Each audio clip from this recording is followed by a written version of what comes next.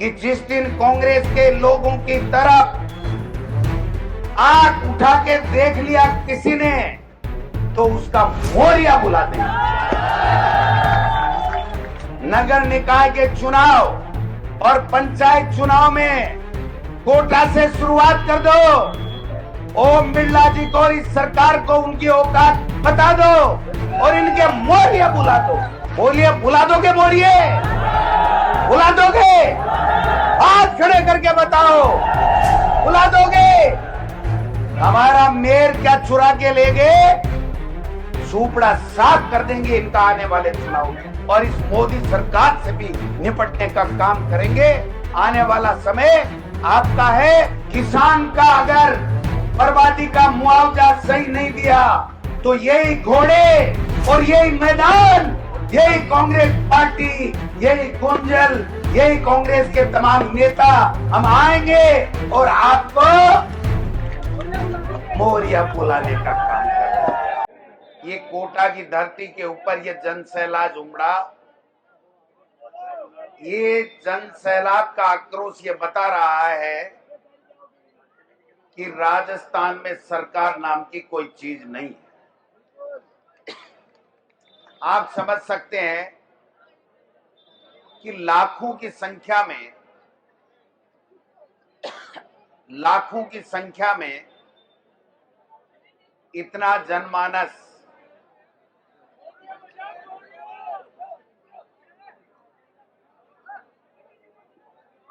यहां पर सरकार के खिलाफ अपना आक्रोश प्रकट करने के लिए आया है। 2 साल भी अभी तक सरकार को हुए नहीं और 2 साल से पहले सरकार के खिलाफ इतना तकड़ा आक्रोश मैंने मेरे राजनीतिक जीवन में 25 साल में कभी नहीं देखा। प्रहलाद गुंजल जी ने एक हुंकार भरी,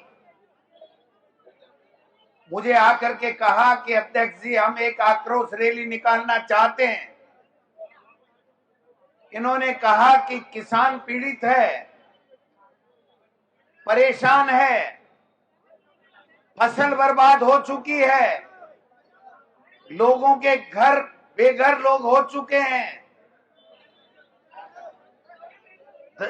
पशु हानि हो रही है, सड़कें टूटी पड़ी हैं, कोई सुनने वाला नहीं है। किसान का 100%, 90% फसल का खराबा हो चुका है। किसान से राम रूठ गया तो राज से उम्मीद थी कि वो मदद करेगा, लेकिन दुर्भाग्य है कि राम के रूठने के साथ साथ ये राज भी निकम्मा हो गया है। इसलिए डोटासरा जी आप आओ, कांग्रेस पार्टी के कार्यकर्ता हम सब नेता मिलकर के उस किसान के आंख के आंसू पूछने का काम करना चाहते हैं। मैंने कहा बिल्कुल आप कार्यक्रम करिए, आएंगे और आएंगे नहीं, पर्ची सरकार को उसकी औकात बता करके जाएंगे। मैं कह रहा था गुंजल साहब, इतना जज्बा और जलवा तो आपके लोकसभा के चुनाव के नामांकन के समय भी नहीं था।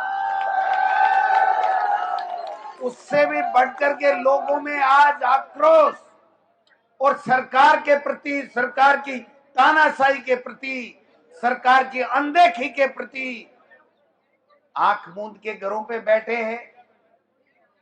इनके मंत्री की औकात नहीं है किसी कलेक्टर को फोन करके कह दे कि यहां पर मुआवजा की जरूरत है, फसल की गिरदावरी की जरूरत है।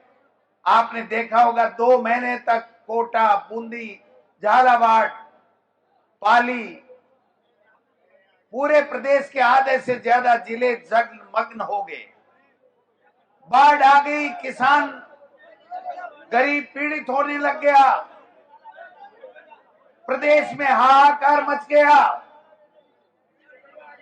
लेकिन इस सरकार के कान की जूं भी नहीं रहेगी। हमने ट्वीट भी किए, प्रेस कॉन्फ्रेंस भी की कि मुख्यमंत्री जी, कहां है आपका प्रशासन, कहां है आपके मंत्री, कहां है आपके विधायक, कहां जिला कलेक्टर हैं? कोई सुनने वाला है गरीब की, किसान की? तो हंसी मजाक करने लग गए।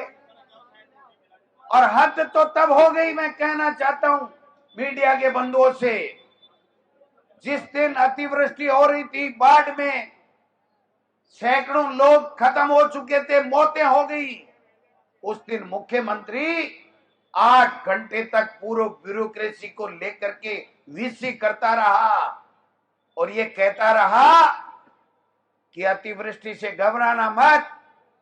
मेरे दादाजी जब अतिवृष्टि होती थी, मकान चूता था, तो बानी के बाटे बांधते थे। अरे मुख्यमंत्री हो, आपके दादाजी क्या करते थे, आपके पिताश्री क्या करते थे, इससे जनता को कोई लेना देना नहीं है। ये जनता ये पूछना चाहती है कि राजस्थान में जो पर्ची खुली थी, वो पर्ची क्या कर रही है, वो पर्ची क्या कर रही है। मेरे को बड़े बड़े अधिकारियों ने कहा कि डोटासरा जी बोलो, नहीं तो प्रदेश बर्बाद होने जा रहा है। मैंने कहा ऐसी क्या बात हो गई? उन्होंने कहा कि मुख्यमंत्री हमें बैठाने के बाद में प्रदेश की कानून व्यवस्था की जानकारी नहीं लेता है, वो किसान की बर्बादी की जानकारी नहीं लेता है, वो बच्चों की पढ़ाई की जानकारी नहीं लेता है, वो सड़कें टूटी हुई है उनकी जानकारी नहीं लेता है। वो 8 घंटे तक अनर्गल अपनी भाषण देता रहता है और हमको सेरोडोन की गोलियां खानी पड़ती है। ये हाल है। मैं पूछना चाहता हूं, 6 बच्चे 7 बच्चे स्कूल की बिल्डिंग के नीचे दब करके मर गए। मुख्यमंत्री जी को 1 मिनट की फुर्सत नहीं मिली कि वो वहां आकर के उनका हाल पूछ लेते। ऑपरेशन सिंदूर में शहीद हो गया सुरेंद्र मोगा, झुंझुनू का नौजवान। मुख्यमंत्री जी उसके चित्र के ऊपर पुष्पांजलि अर्पित करने के लिए नहीं गए। और मुख्यमंत्री जी सरकार का उड़न खटोला लेकर के आपके टैक्स के पैसे से मौज मस्ती कर रहे, कभी मोहन भागवत के दंडवत प्रणाम करने, कभी ओम बिरला के हाजिरी लगाने जा रहे हैं। अरे इतने ही बड़े ओम बिरला जी हैं, तो फिर ये कोटा की सड़कें क्यों टूटी हुई है? टूटी हुई सड़कें मैं देख के आया हूं। आपके होश और हुजूम के कारण से पूरा कोटा जाम हो गया था। मैं मोटरसाइकिल पर बैठ करके मैं और हाकम भाई यहां तक आए और हमने देखा है कि कैसे सड़कें टूटी पड़ी हैं, कोई पूछने वाला नहीं है। गिरदावरी हो नहीं रही है किसान की। बच्चे आज 1 महीने से स्कूलों में जा नहीं पा रहे हैं। पंचायत के चुनाव हो नहीं रहे हैं, नगर निकाय के चुनाव हो नहीं रहे हैं। आपके जो कांग्रेस पार्टी के पार्षद हैं, उनके एक सैंक्शन नहीं हो रही है और बीजेपी के छोटे मोटे दलों के कहने से स्वीकृतियां निकल रही है। चुने हुए जनप्रतिनिधि नहीं है, छोटे मोटे दलाली करने वाले लोगों की स्वीकृतियां निकलती है और हमारे चुने हुए जनप्रतिनिधियों को सम्मान नहीं दिया जाता है, उनके कहने से कार्य स्वीकृत नहीं होते हैं। ये अब बर्दाश्त होने वाला नहीं है। मैं कहना चाहता हूं, राजस्थान की विधानसभा चल रही है। क्या हो रहा है राजस्थान की विधानसभा में? आप यूट्यूब पे देखते हो, एक ऐसे व्यक्ति को विधानसभा अध्यक्ष की कुर्सी पर बिठा दिया गया जो बिल्कुल असक्षम व्यक्ति है। वो भारतीय राजस्थान की विधानसभा में चर्चा कराता है। एक ऐसा व्यक्ति, जबकि विधानसभा अध्यक्ष का एक पद गरिमा का पद होता है, लोकसभा अध्यक्ष के पद भी गरिमा का पद होता है, लेकिन जब कांग्रेस पार्टी और विपक्ष के लोग चाहे दिल्ली में लोकसभा में बोले, चाहे राजस्थान की विधानसभा में बोले, ये लोग कुर्सी पर बैठे हुए लोग दिल्ली के अंदर मोदी जी और अमित शाह के इशारे पर और यहां पर पर्ची के आधार पर भारतीय के मुताबिक यहां पर नेता प्रतिपक्ष बना। वो जब सवाल उठाता है तो राजस्थान की विधानसभा का पूरा सत्ता पक्ष राजस्थान की विधानसभा के स्पीकर के कहने से उसकी आवाज दबाने का काम करता है, उसको बोलने से रोकता है। आपने देखा होगा कि राजस्थान की विधानसभा में हाकम भाई बैठे हैं, हमारे विधायक बाकी यहां के बैठे हैं।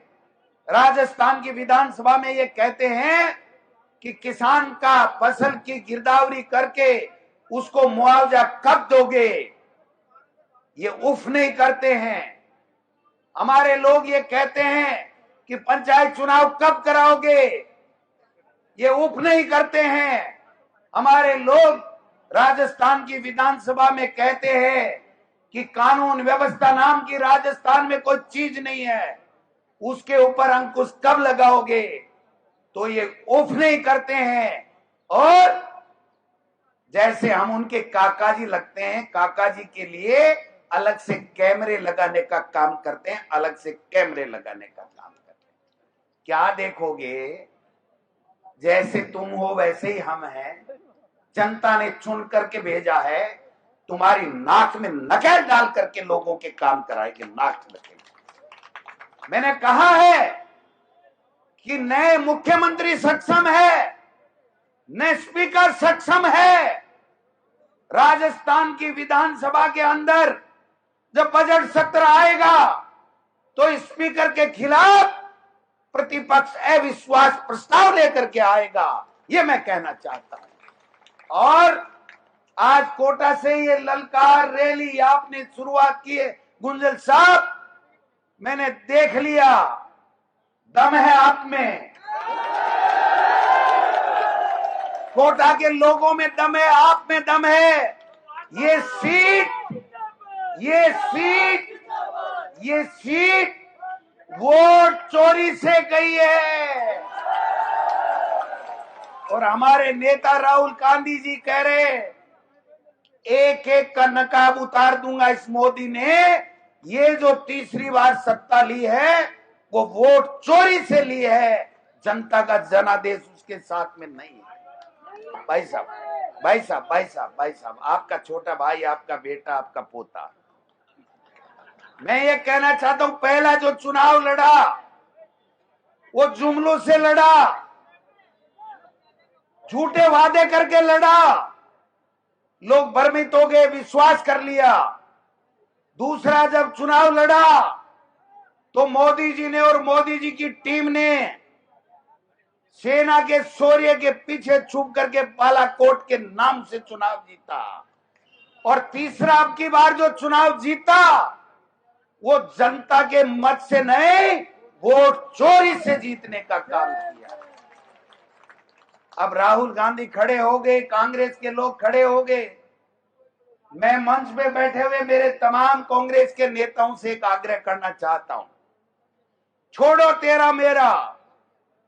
इस राजस्थान के नौजवान, किसान, दलित, पीड़ित, बुजुर्ग, माताएं, बहनें, उनके स्वाभिमान के लिए, उनकी हक की लड़ाई के लिए एक दूसरे से गले मिलते हुए ईंट से ईंट बजा दो, इस सरकार को नाको चने चबाने का काम कर रहे हैं। ये छोटी छोटी बातें, कौन आगे जाएगा, कौन कार्यक्रम करेगा, कौन पहले बोलेगा, कौन ज्यादा बोलेगा, इसमें कर कर करके तो हमने 2 बार सत्ता दे दी, तीसरी बार सत्ता ले गए। राजस्थान के लोगों का क्या हाल है, हम जनप्रतिनिधि, हमारा धर्म बनता है कि जो हमें चुन करके भेजता है वो क्या सोचता है, वो हमसे क्या उम्मीद करता है, क्या आशा करता है, उसके अनुसार चलना पड़ेगा। तभी कांग्रेस पार्टी राजस्थान में भी सत्ता में आएगी और देश में भी राहुल गांधी देश का प्रधानमंत्री बनेगा। मैं आपकी ज्यादा धैर्य की परीक्षा नहीं लेना चाहता, केवल एक बात करना चाहता हूं। कल आपने देखा होगा कि भारतीय जनता पार्टी के विधायक दल की बैठक थी। किरोड़ी लाल मीणा जी जो मंत्री हैं और विधायक तुम्हें की गालियां दे रहे थे। किरोड़ी लाल जी, मैं पूछना चाहता हूं कि जो आपने छापे डाले उन पे क्या कार्रवाई हुई बताने का कष्ट करें। जो किसान नकली खाद से बर्बाद हो रहा है उसके लिए मुआवजे की आप क्या व्यवस्था कर रहे हैं? आपने कहा 200 लोग मर गए, उनको क्या पैकेज दे रहे हैं? आपने कहा 90% किसान की सोयाबीन की, आपके मोठ की, गंवार की, चोले की फसल बर्बाद होगी, बाजरे की फसल बर्बाद होगी, उसका क्या मुआवजा दे रहे हो? ये बताने का कष्ट करें। ये तू चाल मैं आई, तू चाल मैं आई से काम नहीं चलेगा।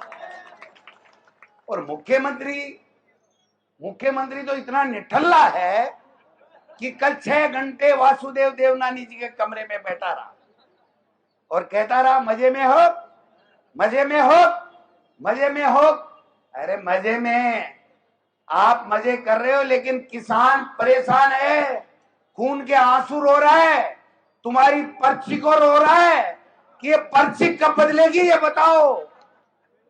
मैं आपको कह के जा रहा हूं, ये जो आपने कोटा से शुरुआत की है ना, ये पूरे राजस्थान में जब तक कांग्रेस पार्टी सांस लेके आराम से नहीं बैठेगी, जब तक किसान को उसका हक अधिकार नहीं दिला देंगे, उसकी बर्बाद हुई फसलों का जब तक मुआवजा नहीं दिला देंगे, तब तक कांग्रेस पार्टी का एक भी कार्यकर्ता नेता घर पे बैठने वाला नहीं है। आप हमारी आवाज दबा सकते हो, विधानसभा में अपनी मनमर्जी तानाशाही कर सकते हो, लेकिन ये जनता जब सड़कों पे निकल गई उसके बाद में तुम्हारी औकात बता के रहेगी, तुम्हारी औकात बता के रहेगी। मैं दावे के साथ कहता हूं कि मुख्यमंत्री जी इतना डरपोक है कि वो झालावाड़ नहीं गया, और मैं चैलेंज देता हूं कि एक बार कोटा आके तो बता दे मुख्यमंत्री। ओम बिरला जी यहां के लोकसभा अध्यक्ष हैं, सांसद हैं, एक दिन बिना बंदूकों के साए में सड़क के ऊपर लोगों के हाल पूछ करके बता दें, तब पता चलेगा कि आप जनप्रतिनिधि हो। आप वोट चोरी से बन गए होंगे, लेकिन जनता आपको पसंद नहीं करती है, जनता आपके कार्यकाल को पसंद नहीं करती है। एक बात बता दो मुझे, ये फूड सिक्योरिटी कानून कौन लाया? यूपीए सरकार, कांग्रेस पार्टी। ये राइट टू एजुकेशन कौन लाया? कांग्रेस पार्टी। ये नरेगा का काम का अधिकार कौन लेकर के आया कानून? कांग्रेस पार्टी। और ये क्या लेके आए? नोटबंदी,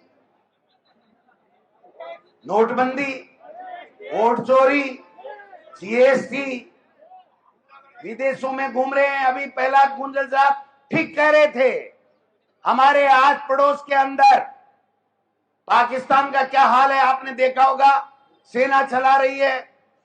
नेपाल में कल क्या हुआ, 12 महीने श्रीलंका में क्या हुआ। आपकी क्या मोदी जी विदेश नीति है मुझे बताइए। जो हमारे मित्र देश हुआ करते थे, हमको बड़ा भाई मानते थे, वो आज चाइना की गिरफ्त में जा चुके हैं और वहां सेना का शासन हो चुका है, लोकतंत्र खत्म हो चुका है।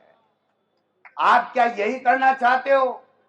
मोदी जी रुक जाइए इस देश में, विदेशों में दौरे करना छोड़ दीजिए, वरना वो दिन दूर नहीं है जब हमारा भी हाल कोई अच्छा रहने वाला नहीं है। जनता आपको सबक सिखाने वाली है। आप सभी से मैं इतनी अपील करूंगा कि आप अपने आप को अकेला ना समझे। यहां पर एक से बढ़कर के एक आपकी रहनुमाई करने वाले, आपके शुभचिंतक। और पहले तो हम देखो भीड़ भाड़ के मामले में लोगों के जन आंदोलन करने में हो सकता है कमजोर थे, लेकिन अब तो 1 और 1 11 हो गए। प्रहलाद गुंजल साहब आ गए। उसके बाद में मैं दावे के साथ कह सकता हूं कि जिस दिन कांग्रेस के लोगों की तरफ आंख उठा के देख लिया किसी ने, तो उसका मोरिया बुला देंगे।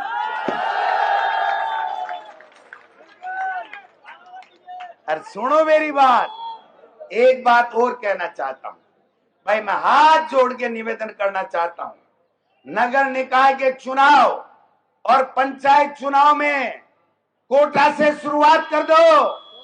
ओम बिरला जी को और इस सरकार को उनकी औकात बता दो और इनके मोरिया बुला दो। बोलिए, बुला दोगे मोरिये? बुला दोगे? हाथ खड़े करके बताओ, बुला दोगे? ये लो साहब, हमारा मेयर क्या चुरा के ले गए, सुपड़ा साफ कर देंगे इनका आने वाले चुनाव के अंदर। इसलिए मैं आप सबसे इतना ही आग्रह करना चाहता हूं कि आप लोग अपने आप को अकेला ना समझे। आपके साथ कांग्रेस पार्टी के नेता कार्यकर्ता जान लड़ाने के लिए तैयार हैं और इस मोदी सरकार से भी निपटने का काम करेंगे। आने वाला समय आपका है। सारे के सारे अधिकारी, जिला कलेक्टर सुन ले, किसान का अगर बर्बादी का मुआवजा सही नहीं दिया तो यही घोड़े और यही मैदान, यही कांग्रेस पार्टी, यही गुंजल, यही कांग्रेस के तमाम नेता हम आएंगे और आपको मोरिया बुलाने का काम करेंगे।